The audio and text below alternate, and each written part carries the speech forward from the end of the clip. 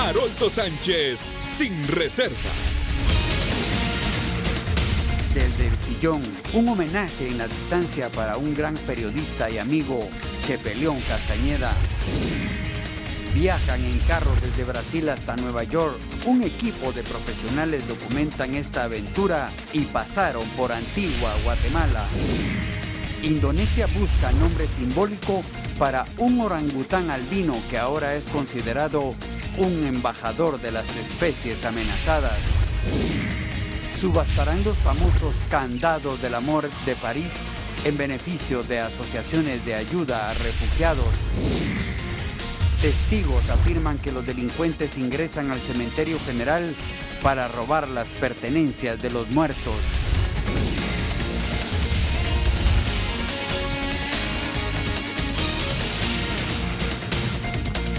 Buenas noches, hoy estamos preparados para llevarle una serie de entregas periodísticas que estoy seguro les van a encantar. Bienvenidos.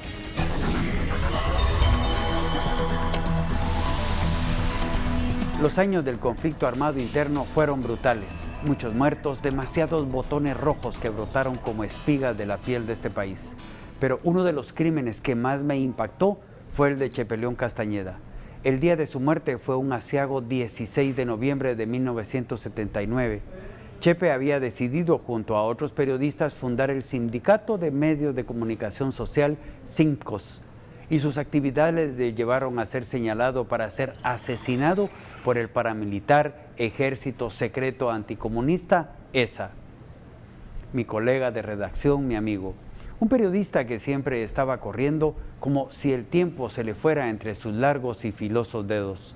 Flaco, de pelo largo, nervioso, pero firme, inquieto, trabajador y buen amigo de sus amigos. Jamás escatimó las horas ni el espacio para compartir. Un hombre de palabra fácil, no tenía ningún problema para hacer reír a los demás con sus buenas puntadas.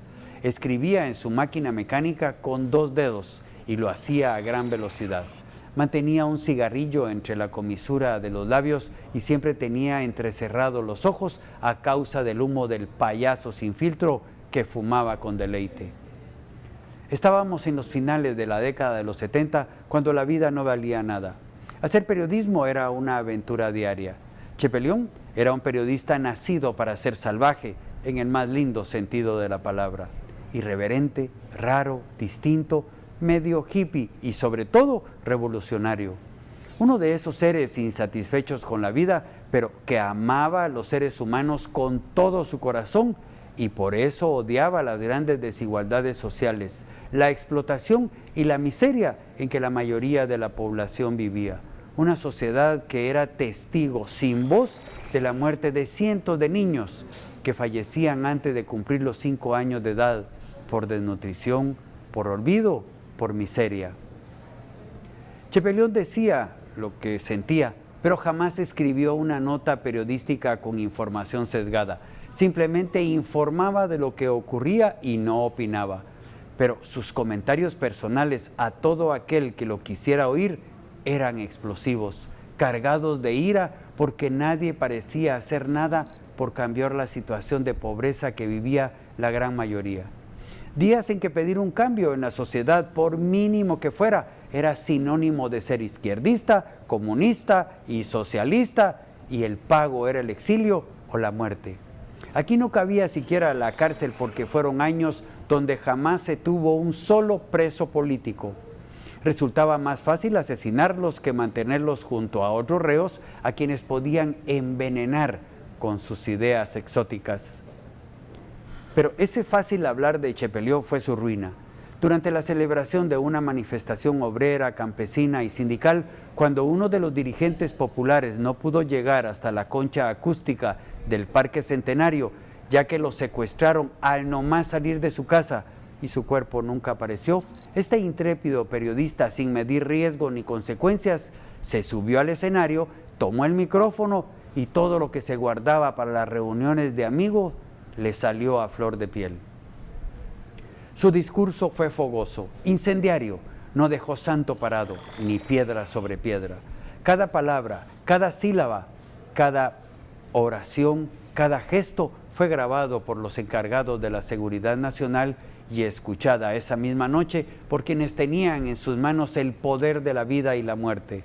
La sentencia fue directa y sin miramientos. Aquel engendro del mal debía pagar con su vida la desfachatez de criticar al sistema corrupto, cruel que imperaba en esos días en Guatemala. Los que tenían el poder establecido ordenaron a sus subalternos que acabaran con ese comunista cabrón y la sentencia fue directa y aceptada por los sicarios del Estado, sin ningún tipo de remordimiento. Aún recuerdo como si fuera ayer que esa fatídica tarde, uno a uno fuimos entrando a la redacción luego de cumplir las tareas en las fuentes de noticias asignadas.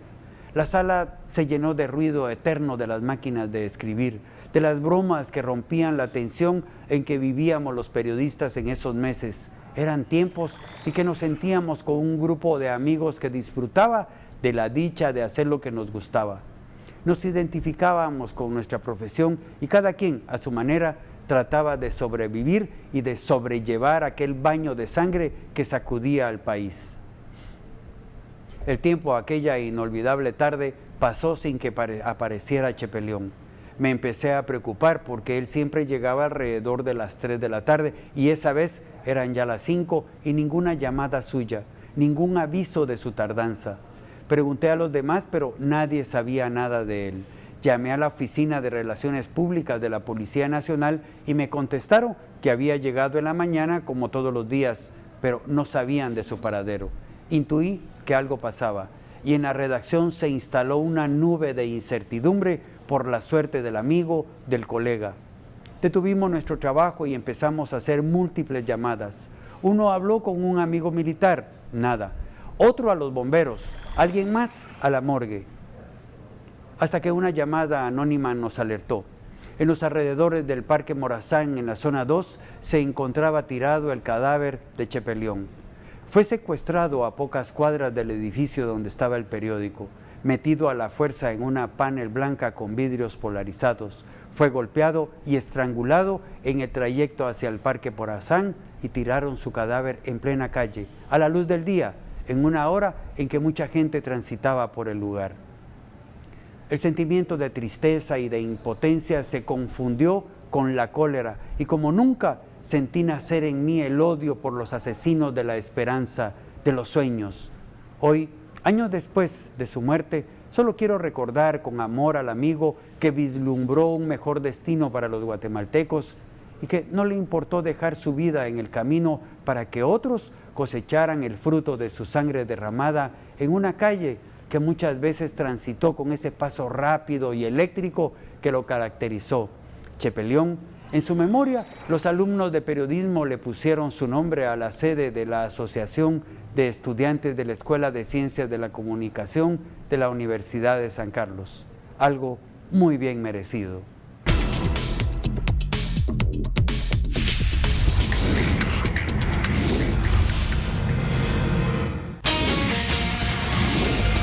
Es el proyecto de un viajero comunicador brasileño que se unió con otros 5 aventureros para emprender un viaje en 4 ruedas